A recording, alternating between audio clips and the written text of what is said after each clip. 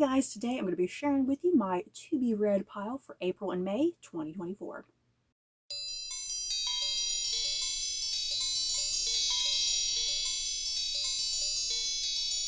So before we get into April, May, TBR, let's talk about February, March TBR. February, March TBR went very well, thank God. I think for the most part, highs for all the books. One of the big things I did read for February, March was the Thomas Cromwell trilogy by Hilary Mantel, and I definitely have some thoughts on that trilogy. Yeah, guys, because I was kind of a little frustrated and disappointed with that trilogy. And if you watched my last TBR, you guys saw how excited I was to read the Thomas Cromwell trilogy. So yeah, I definitely had some frustrations and complaints with that trilogy. Um, I, I do have my written reviews up on Goodreads. So if you want to hear read my written reviews for the Thomas Cromwell trilogy, I definitely recommend go checking out those. A video review for that trilogy will come someday in the future. I'm only able to post so many videos up a month, and I usually only post about 2 to 3 filmed book reviews. So yeah, I'm super behind on book reviews. So yeah, the review for Thomas Cromwell will come eventually. But yeah, if you're anxious to know my thoughts, go read my reviews, because I definitely had some frustrations there. But yeah, that was really my only kind of big obstacle for the previous TBR, was that trilogy, because other than that, I was doing fine with everything. So yeah, what do I plan on reading for my next TBR? I am super excited about this TBR, guys. So, as I've been doing all year, I've been wanting to reread my way through Philippa Gregory books. I love Philippa Gregory. So, yeah, I'm continuing for these next 2 months with my reread of Philippa Gregory. So, up first will be The Kingmaker's Daughter, and this follows Anne Neville, who marries King Richard III. This is probably one of my favorite books in the Cousins War series, you guys. I loved this book, so I'm super excited to reread this again. And then after that comes The White Princess, and this follows Elizabeth of York, Princess Elizabeth of York, who was the daughter of King Edward IV and Elizabeth Woodville. And yes, she is the wife of King Henry VII, meaning she is the mother of King Henry VIII, you guys. Yes. I really enjoyed this book as well last time I read it, so hopefully I continue to enjoy it again. And yeah, this one's pretty big beast of a book, but yeah, I'm excited. So yeah, as far as Philippa Gregory rereads go, I love these 2 books. Can't wait to get to them. I always love rereading, you guys, because I don't get to reread enough. So after my rereads of Philippa Gregory, I plan on jumping into this little tiny book right here, and that is What Feasts at Night by T. Kingfisher. I was very pleasantly surprised with the first book in this series. The first book was What Moves the Dead, and that was like a retelling of Edgar Allan Poe's The Fall of the House of Usher. I freaking loved that book. I walked away from that book thinking, this is how you do a retelling right here. So I was really thrilled and excited when the announcement was made that T. Kingfisher was writing a sequel to that book. And yeah, it has nothing to do with like The Fall of the House of Usher retelling. This is doing its own sort of other retelling, but still keeping the same characters from that first book. I think this might have something to do with vampires. Maybe? I'm not quite sure. I'm a little vague on the details. But yeah, what is this book about? After their terrifying ordeal at the Usher Manor, Alex Easton feels as if they just survived another war. All they crave is rest, routine, and sunshine, but instead, as a favor to Angus and Miss Potter, they find themselves heading to their family hunting lodge deep in the cold, damp forests of their home country, Galatia. In theory, one can find relaxation in even the coldest and dampest of Galatian autumns, but when Easton arrives, they find the caretaker dead, the lodge in disarray, and the grounds troubled by a strange, uncanny silence. The villagers whisper that a breath-stealing monster from folklore has taken up residence in Easton's home. Easton knows better than to put too much stock in local superstitions, but they can tell that something is not quite right in their home or in their dreams. Yes, seriously, I can't wait to get to this. After that, I plan on reading this book right here, We Are Only Ghosts by Jeffrey L. Richards. I tell you guys, out of everything I'm reading here, I'm super excited for everything, but this is like the number one thing that I am like anxiously wanting to get to. So yeah, this is what this book is about. Taking place in New York City in 1968. The customers at Cafe Marie don't just come for the excellent coffee and pastries. They come for the sophisticated ambiance and the illusion of being somewhere other than a bustling, exhausting city. Head waiter Charles Ward helps create that illusion through impeccable service, unobtrusive, nearly invisible, yet always watchful. It's a skill Charles honed as a young Jewish boy in war-torn Europe, when avoiding attention might mean the difference between life and death. But even then, one man saw him all too clearly, a Nazi officer who was both his savior and tormentor.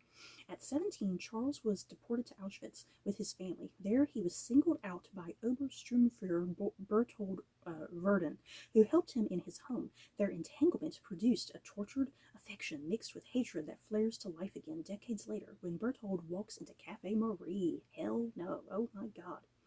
Drawn back into Berthold's orbit, Charles is forced to revisit forced to revisit the pain and the brief, undeniable pleasures of the life he once knew. And if he acts on his growing hunger for revenge, will he lose his other tether to the past, the only other witness to who he was and everything he endured, or find peace at last? Seriously, this sounds so angsty and dramatic. I'm totally here for it. And then after that, I plan on getting to The Fox Wife by Yangzi Chu. Yes, I believe this is Yangzi Chu's third book. And you guys, I've loved the previous two books, so I'm really hoping I enjoy this third book. Please, Yangzi Chu, do not let me down. I do not want to be disappointed. So yeah, what is this book about? Manchuria, 1908. In the last years of the dying Qing Empire, a courtesan is found frozen in a doorway. Her death is clouded by rumors of foxes, which are believed to lure people by transforming themselves into beautiful women and handsome men. Bao, a detective with an uncanny ability to sniff out the truth, is hired to uncover the dead woman's identity. Since childhood, Bao has been intrigued by the fox gods, yet they've remained tantalizingly out of reach until perhaps now. Meanwhile, a family who owns a famous Chinese medicine shop can cure ailments but can't escape the curse that afflicts them. Their eldest sons die before their 24th birthdays.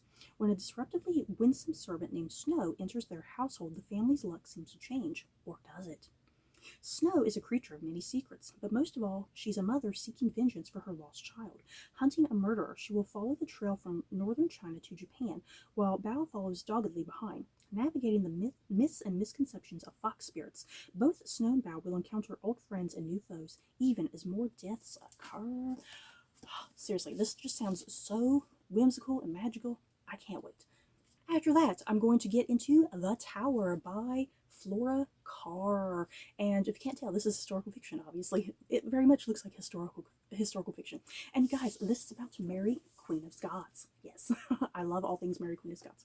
So let's see. Scotland, 1567. A pregnant Mary, Queen of Scots, is dragged out of her palace by rebel lords and imprisoned in the isolated Loch Leven Castle, an ancient fortress surrounded by a vast lake. Her infant son and heir, James, has been captured by her enemies. Accompanying Mary are two inconspicuous serving women, observant, ambitious Jane and romantic, quick-tempered Cuckoo, who attend to their mercurial mistress while sharing the space of a claustrophobic room over the course of their 11-month forced stay. Their hosts want them dead. They'll settle for Mary's abdication. After Mary reluctantly surrenders her throne, her closest friend, the enigmatic, devoted Lady Seton, is permitted to join the captive women. Against the odds, as they hatch a perilous getaway plan, the four women form a bond that transcends class and religion, and for Jane and Seton, becomes something even deeper. At the center of it all is Mary, calculating, charming, brave, and unbowed. Yes, seriously, I love all things with Mary, Queen of Scots. This should be an enjoyable ride, hopefully. After that, I plan on getting to this book right here, The Sentinels of Andersonville by Tracy Groot. And you guys, I'm not quite sure what possessed me to get this book. This has been sitting around on my shelves for like years at this point. I think I was at like maybe a Walmart, and you know, there's like a section at Walmart where they have like a bunch of discounted books, and I got this book for like $3. So that's really the only reason I got this book. But it does sound good. I'm not like on the edge of my seat excited to read this, but maybe it'd be a big pleasant surprise for me.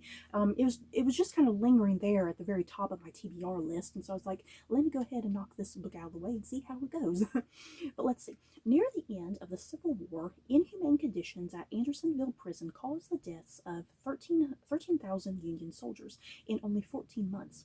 In this gripping and affecting novel, 3 young Confederates and an entire town come face to face with the prison's atrocities and learn the cost of compassion when withheld and when given.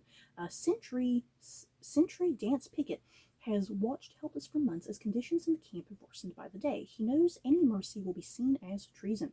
Southern belle Violet Stiles cannot believe the good folk of Americus would knowingly condone such barbarism, despite the losses they've suffered. When her goodwill campaign stirs up accusations of Union sympathies and endangers her family, however, she realizes she must tread carefully. Ooh, you know, seriously, I'm not really entirely into Civil War historical fiction. Sometimes I kind of find it a little boring, so I'm really curious how this is going to go. I guess I'll give you all an update how this book goes. Like I said, maybe it'll be a pleasant surprise of a book, and I'll just, like, I really totally enjoy it. Like I said, I bought this for like $3 at Walmart in like their clearance bin. That's really the only reason I bought it, so we'll see how it goes. And you guys, I do have room for one more book, so let's pull out the TBR jar. I'm going to pull out one book here. Okay, I'm always excited, you guys, every time I do this. Where do I put the lid? I don't know where to put the lid. I'll throw it over there on the bed. Okay, so let's see. Let's dig down somewhere in the middle here. I have a good feeling. Let's dig in there. And I'm always terrified of everything just, you know, flying out of here. I literally have hundreds of pieces of paper in this. Okay, what do I have here? Yes! Oh my god, I have been dying to read this book, you guys. Oh my god. Okay, I'm definitely super excited about this book. This is a book that I purchased like years and years ago, and I've just never really gotten around to it, but it's always kind of in the back of my head how much I really want to read this book, and that is Stolen Beauty by Lori Lico Albanese. So this book, as the new century begins, Adele Bloch-Bauer, young, brilliant, and Jewish, is hungry for freedoms unknown to other Viennese women. Then she meets renegade genius Gustav Klimt. Even in an age when sex and art are beginning to break through the facade of conventional society, anti-Semitism simmers in the shadows of Adele's coffee house, afternoons, and cultural salons. Nearly 40 years later, Adele's niece Maria Altmann is a newlywed when the Nazis invade Austria, and overnight her beloved Vienna becomes a war zone. When her husband is arrested and her parents are forced out of their stately home, Maria must summon the courage and resilience that her aunt's legacy if she is to survive and keep her loved ones and their history alive. Oh my god, yes, seriously. Y'all know I'm a sucker for all things World War II. So yeah, this book sounds super good. It sounds harrowing, depressing, tragic. Probably gonna cry your eyes out. And there was a movie that came out years ago. It had Tatiana Maslany in it. Was it called The Woman in Gold? I think it was called The Woman in Gold. It had Tatiana Maslany in it. And the premise of that was like very, very similar to this. I don't think that movie, for the life of me, I don't think that movie was an adaptation of this book. I don't remember that. But still, there's elements of this that are very, very similar to that particular movie. So yeah, I definitely recommend, like I said, I think it's called The Woman in Gold. It has Tatiana Maslany, and yeah, Ryan Reynolds, I believe. Ryan Reynolds, of all people, is in that movie. And I loved that movie, so yeah, I can't wait to get to this book. Yes.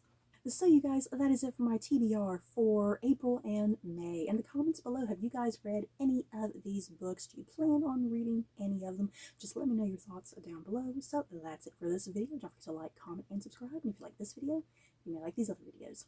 Bye guys.